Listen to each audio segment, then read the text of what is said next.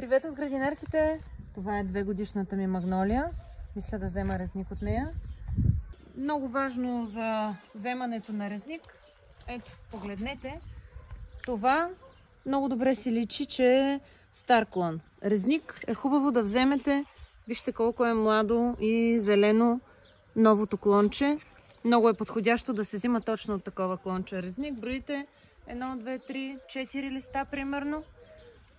Задължително инструмента е под наклон и се реже на 1-2 см под листото. Тази клонка също е много подходяща, млада. 1, 2, 3 листа.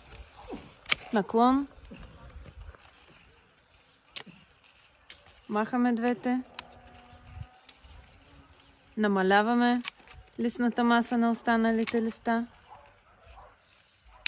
Ето още един прекрасен резник. Още едно. Ето това примерно. Вижда ли се оттам? Отново под наклон. Отново махаме двете листа. Подрязваме леко останалите. Взех си доста резници. Ето показвам.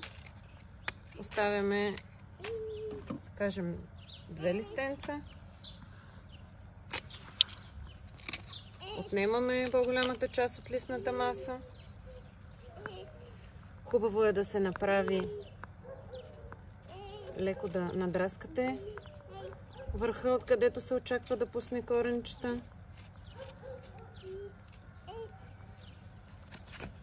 Съдче да не е много голямо, може да е кофичка от кисело мляко, пластмасова чаша, дъно на шише, всичко би ви свършило работа. В случай имам чакъл, слагам си отдолу за по-хубав дренаж. Торф, почва, може дори да е смесено с пясък. Няма значение.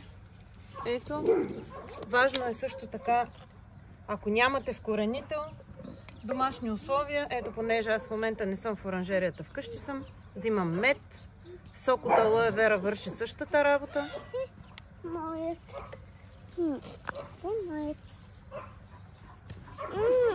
Слагате го. Ето, мамо, покажи как правиш и ти резник на магнолия. Асистирай ми. Браво, точно така.